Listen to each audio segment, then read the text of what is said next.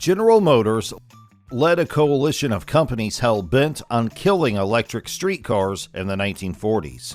Picture this: a few corporate heavyweights, GM, Firestone, and Standard Oil, huddled together with one mission: streetcars. Their scheme was almost laughably straightforward. They started buying up streetcar systems all over the U.S., and once they owned them, they shut them down. Gone. Just like that. Sounds like something straight out of a movie, right? Well, it basically was. In Who Framed Roger Rabbit, Judge Doom plots to rip out the beloved rad cars to build freeways. The crazy part? Well, that's exactly what these companies actually pulled off in real life. Automakers design cars to break down. Ever notice how cars seem to fall apart the moment the warranty ends? That's not just bad luck. It ties into a concept called planned obsolescence.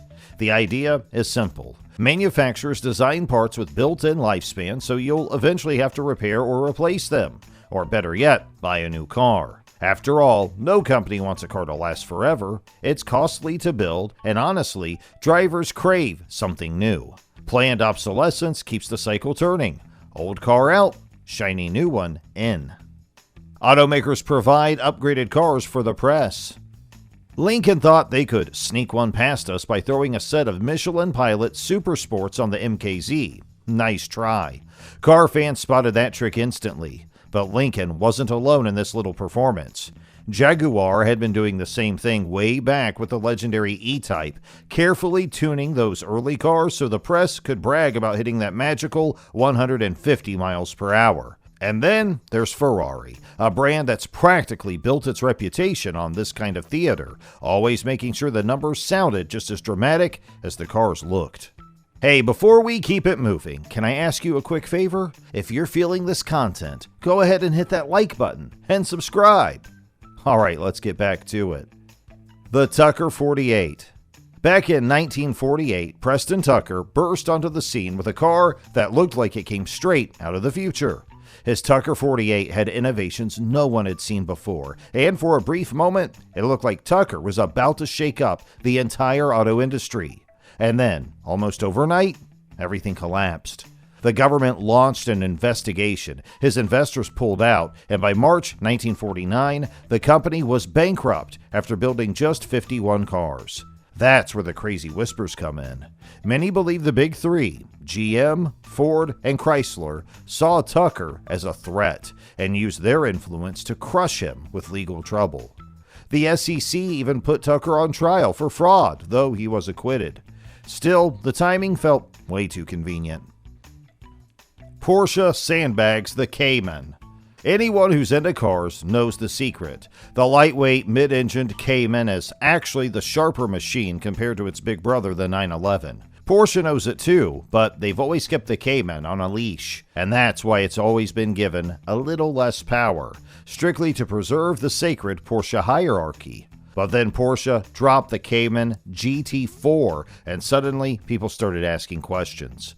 After all, the GT4 runs the same 3.8-liter engine you'd find in the Carrera S. Sounds like a revolution, right? Well, not quite. Porsche made sure to detune the engine, and with the GT4 being manual only, it's still slower than most of the 911 lineup. Car of the Year awards are rigged. Everybody makes mistakes, sure, but here's a fun one. Back in 2002, an automotive magazine actually crowned the Ford Thunderbird as their car of the year. Yes, the Thunderbird. Let that marinate for a second. Henry Ford pushed out of company for anti-Semitism. Henry Ford was officially pushed out of his own company in 1945, mostly because his health had taken a serious dive after suffering a stroke. But here's where the story gets messy. On paper, it was all about his declining mental state, but behind the scenes, the company had a much bigger image problem. Think about it. This was right after World War II, and the man at the top of one of America's biggest companies had written a book that Adolf Hitler himself once praised as an inspiration. That's not just bad optics, that's a full-blown PR disaster. John DeLorean was framed by the government to look like a cocaine dealer. John DeLorean was a rock star at General Motors, but his bold style made enemies fast.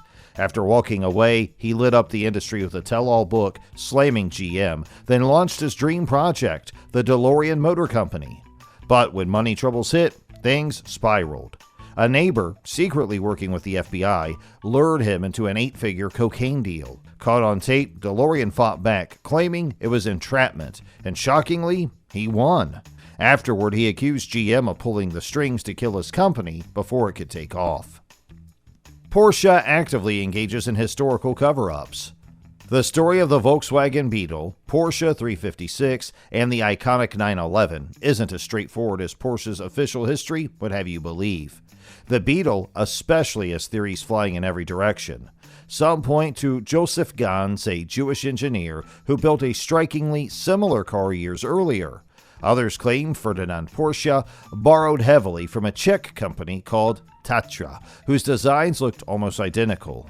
But the real twist comes with Erwin Kominda, the man who actually sketched out the Beetle, the 356, and the 911. On his deathbed, while reportedly not fully aware of his state, Kominda supposedly handed over his personal archive of design sketches to Porsche. That treasure trove gave the company exactly what it needed to cement the narrative. Ferdinand Porsche as the father of the Beetle, Ferry Porsche for the 356, and Butzi Porsche for the legendary 911. GM kills anything faster than the Corvette. The story goes that GM didn't kill off the Pontiac Fiero because it was a disaster, but because it started stepping on the Corvette's toes. On one side, you had the scrappy little mid-engine V6 sports coupe, light and sharp. On the other, the Corvette, a big V8 power, sure, but not exactly in its prime. Put them head-to-head, and suddenly, the hierarchy looked shaky. And this wasn't a one-off. Look at the GMC Cyclone and Typhoon. Absolute beasts, but GM kept them underrated on purpose, then pulled the plug after just a year. Big Oil murdered the inventor of the diesel engine. Rudolf Diesel's invention completely changed the game. His engine wasn't just more efficient than gasoline engines. It could even run on something as simple as peanut oil, and most people couldn't tell the difference. That kind of breakthrough had massive potential, especially for military use. But just as Diesel was on his way to meet with the British Navy to discuss exactly that, he mysteriously fell overboard during the trip. Princess Diana's car was tampered with. Back in the late summer of 1997, the world was rocked by the heartbreaking accident that took the lives of Princess Diana, Dodi Fayed, and their driver, Henri Paul. And it wasn't just the sudden loss of such a beloved figure that kept everyone glued to the story. It was the mystery of how it all happened. The crash involved a Mercedes-Benz W140, and that detail alone sparked endless questions. Did something go wrong with the car? Or was there something darker at play? Over the years, theories stacked up. Some claimed the brakes had been tampered with, while others swore a mysterious motorcyclist appeared at the scene, allegedly armed with a blinding white flash just moments before the impact. Colin Chapman faked his own death. The classic "they fake their death" theory is about as old school as crazy theories get, but when it comes to Lotus founder Colin Chapman, the story takes a wild twist.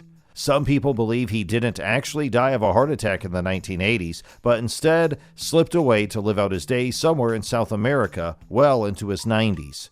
And the supposed reason? His messy entanglement with the DeLorean scandal.